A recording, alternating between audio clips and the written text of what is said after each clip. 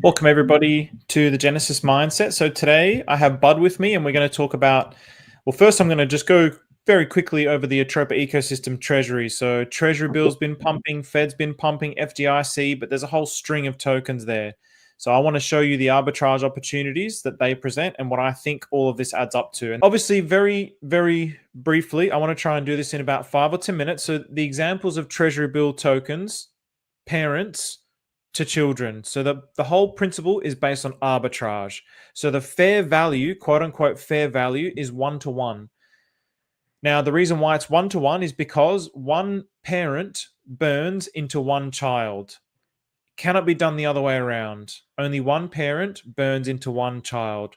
So therefore, if Treasury bill is valued higher, you wouldn't burn the Treasury bill for the Fed because it's worth more than the Fed. So you would just sell Treasury bill for Fed. So if you have a look at this, this is an instance where selling your Treasury bill for Fed gets you a lot of Fed. It gets you a lot of Fed. So going back to this, then if it's the reverse of that, if Treasury bill is lower than the price of Fed, then you would mint Fed and swap it for Treasury bill. So if the value is up here, so there was a few scenarios previously where this was very, very short period of time up here. So this would have been a time where you would have minted. So you would have minted 1-for-1, and then with that Fed, you would have sold that back into Treasury bill, and you would have ended up getting more Treasury bill than you burnt to mint. That's what makes it an arbitrage opportunity. So then you have a string, a line of tokens. So it starts with Treasury bill, burn Treasury bill for Fed, burn Fed for FDIC, burn FDIC for DFM, so on and so forth. It goes in a direct line. So you're not burning Treasury bill for campaign or Taheda. You're only burning the one before for the one after. So the parent is left and the child is right. And then bar, cheat on the bar exam, has 27 children. So the easy way to work all this out is I have this in the description, the Telegram group, so the Atropa chat. So I've got it on Federal Reserve Deposit Insurance Contract, so FDIC. And then what I ended up doing is I ended up going all the way down and figuring all this out and basically creating like I guess like a spreadsheet. So this here is in the link is in the description for this as well. So how you do this, you're basically setting up your front end. There is no front end for this. So this also means opportunity. So the way to set this up is you go to this website, you would simply just add, you would import rather. So you would press the plus. So then how I did all of this, it's very, very quick.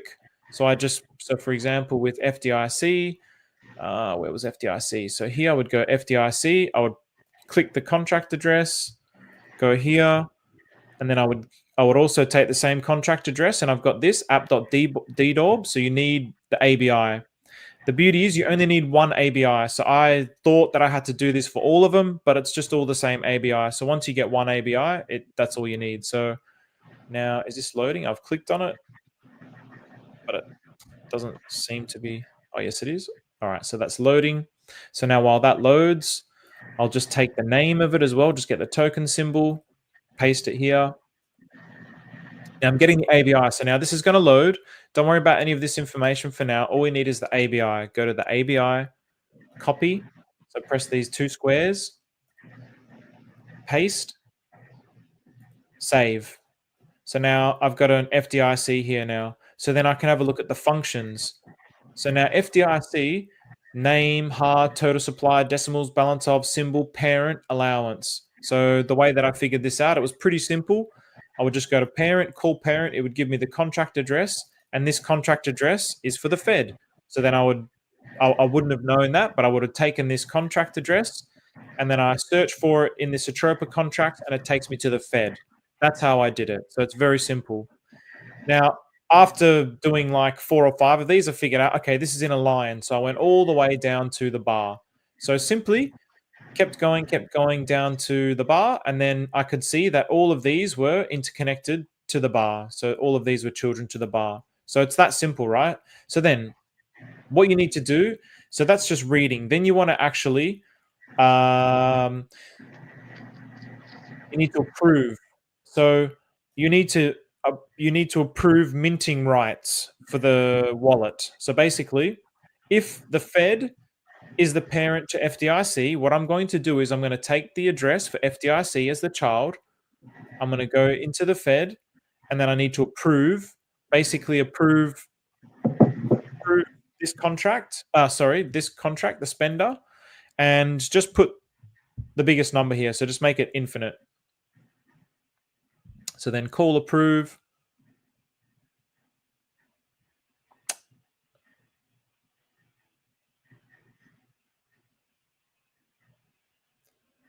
All right. So then unlimited. So sign that. And then once that transaction goes through, then I can mint. And then I would just end up doing that for all of them. So that's part of my setup process. So before I even do anything, I'll just do that for all of them. So therefore, for DFM, if I want to mint DFM, I've got to approve it with FDIC. So I would go along and do that, approve. Spender, again, 99999. Call approve. Oops. Call approve. Whoops, cancelled. Call approve. Why is it cancelling? Or maybe there's too many numbers.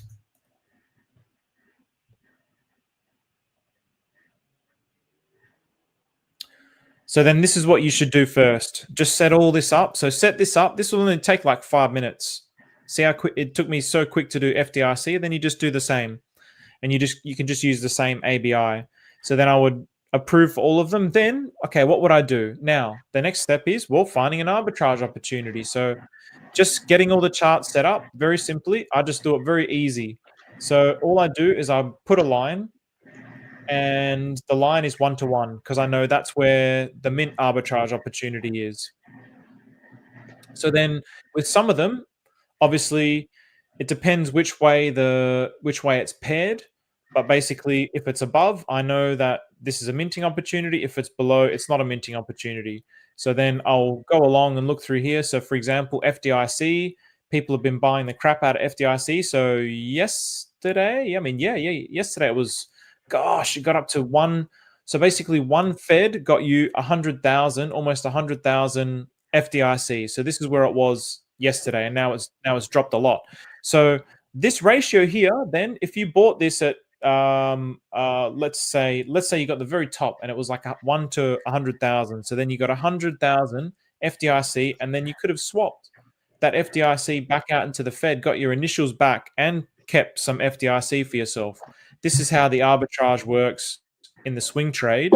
But the way that I'm going to show you now is more in terms of minting. So then I'll go along and I'll find an opportunity for minting. So I think I had one already set up and ready to go. I think maybe this one. No, not this one. Wow. And look at this. Things is really moving today with all of this. Wow, look at some of these candles. Okay, sweet. So here we go. Here's an opportunity. So this one, whatever that is, this is job. So job and tellers. So then I know that this is mintable. So I've already got those tokens up. So I've got tellers here. So it should equal, let's bring this over here now. It should equal 1. It should equal 1.8, right? Because that's what the chart is saying. So 1.8. So 1 should equal 1.8.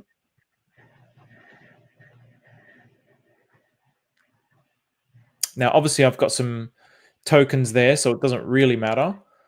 But then if I wanted to mint those tokens, I would be, yeah, here we go. So 1.8. So therefore, if I wanted to mint job, once your brain gets used to it, if you set it up in a very logical way, it's very simple for your brain to get used to. So then I have, what were we doing? Job. Where was job? So this one was job. So I would be minting. I would be burning tellers to mint job. So I don't actually have much tellers at the moment. I've only got 1.8 million. So okay, let's just do that. Let's do it with I'll just do it with 1 million just for whatever, just so you can see the value of this. So at the moment, I've got actually, I'm just going to quickly do this so you can see the value of this, what this actually means. So I'll see if I can get all of them.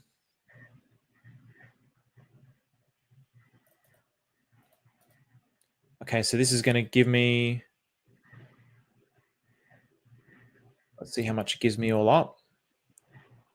So if you just go by token counts, So already just from that swap, if I'm looking at these as supposed to be 1 to 1 to 1 to 1 to 1 to 1, the amount of tokens I have is probably the most important thing. That's kind of the way that I'm thinking about it, rather than necessarily the dollar value at the moment.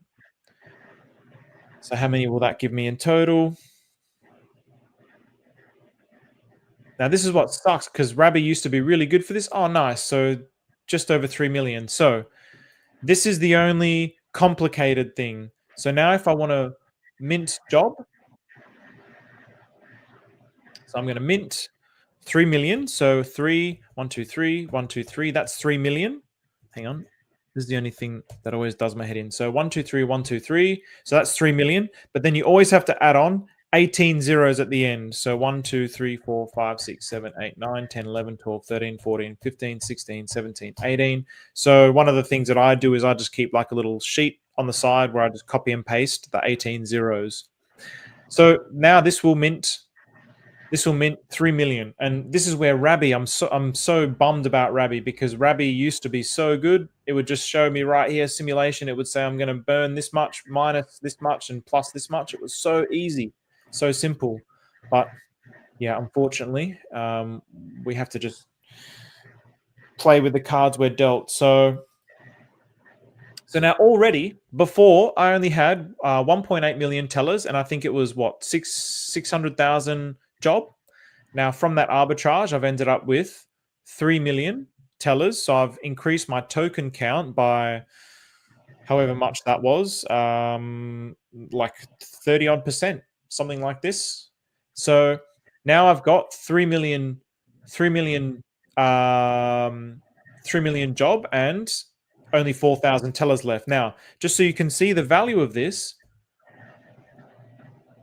because the ratio at the moment is so good, I only have to get back my initials, I only have to spend just over half of the job because of the ratio at the moment.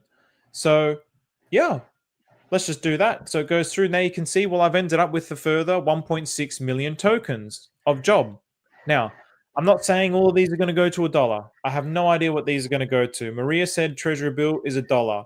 So if he says treasury bill is $1 and then this burns and mints 1 to 1 to 1 to 1 to 1, by market value, they really should be worth $1. But the amount of tokens in circulation kind of makes it a little bit, yeah, implausible. But let's just see how things go.